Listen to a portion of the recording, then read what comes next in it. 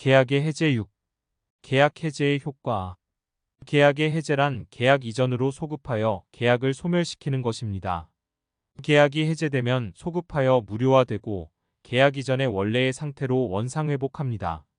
그래서 당연한 권리이기 때문에 말소 등기 없이도 원상태로 복귀하는 것으로 보아야 합니다.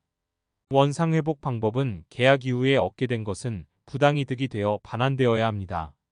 지금부터는 계약관계가 아니라 법정 채권관계가 됩니다. 회복자는 원상회복 청구권이 생깁니다. 이 권리의 성격은 소유권에 기한 물권적 청구적 성격을 가집니다. 일방이 해제하므로 상대방은 당연히 원상회복 의무를 지게 됩니다. 그러나 상대성이 있어 계약이 해제되어도 제3자의 권리를 해하지는 못합니다. 제3자는 선의, 악이 가리지 않습니다. 조문을 보겠습니다. 제548조 해제의 효과 원상회복 의무 1항 당사자 일방이 계약을 해제한 때에는 각 당사자는 그 상대방에 대하여 원상회복의 의무가 있다. 그러나 제3자의 권리를 해하지 못한다. 2항 전항의 경우에 반환할 금전에는 그 받은 날로부터 이자를 가하여야 한다. 원상회복에 대해 좀 더 구체적으로 보도록 하겠습니다. 원상회복 범위 1. 원물 반환 원칙 2. 받은 이익 전부 반환 3. 금전은 원금 플러스 이자 4. 비용 반환 5. 과실 상기 안됨 1. 원물이 있으면 원물을 그대로 반환해야 합니다. 그것이 힘들면 원물 가액 배상하면 됩니다. 원물 가액의 시가는 회복 불능 시 시가입니다. 이 받은 이익은 전부 반환해야 합니다.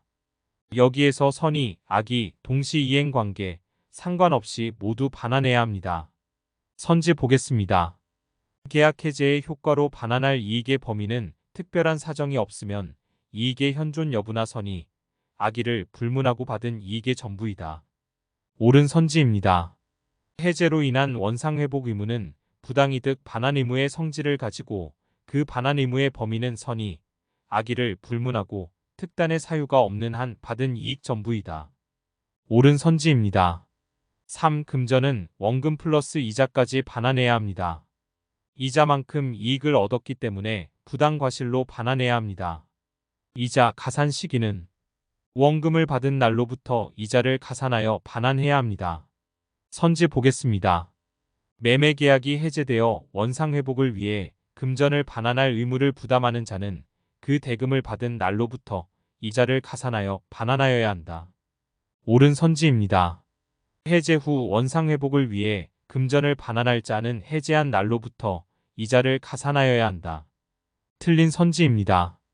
해제된 날로부터가 아니라 돈을 받은 날로부터입니다.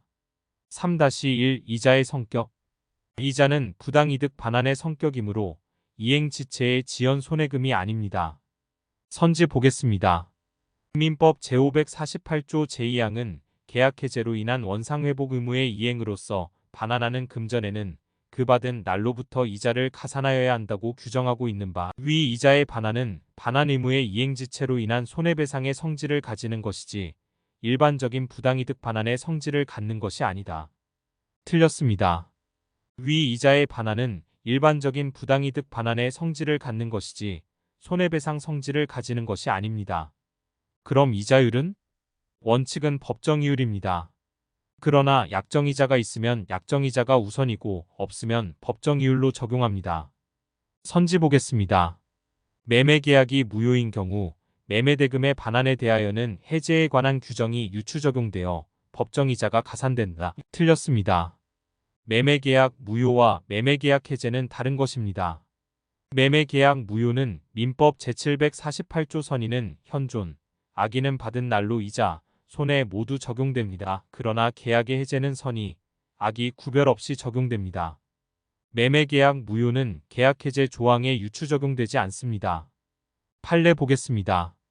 매도인의 매매대금 반환 의무와 매수인의 소유권 이전 등기 말소 등기 절차 이행 의무가 동시이행의 관계에 있는지 여부와는 관계없이 매도인이 반환하여야 할 매매대금에 대하여는 그 받은 날로부터 민법 소정의 법정 이율인 오픈의 비율에 의한 법정이자를 부과하여 지급하여야 하고 이와 같은 법리는 약정된 해제권을 행사하는 경우라 하여 달라지는 것은 아니다.